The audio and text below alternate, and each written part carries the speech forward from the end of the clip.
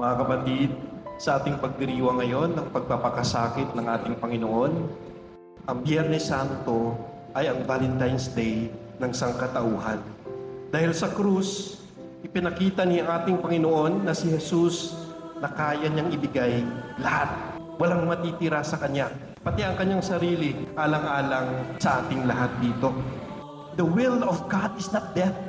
The will of God is to spread love.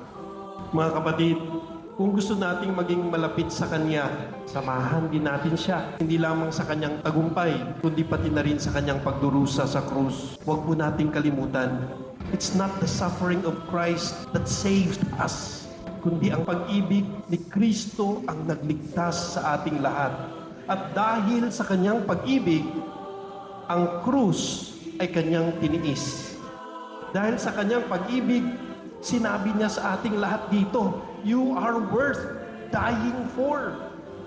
Kaya mga kapatid, sundin natin ang tawag ng pag-ibig. We have a lover that saves. Love that saves. Love that never ends. Amen.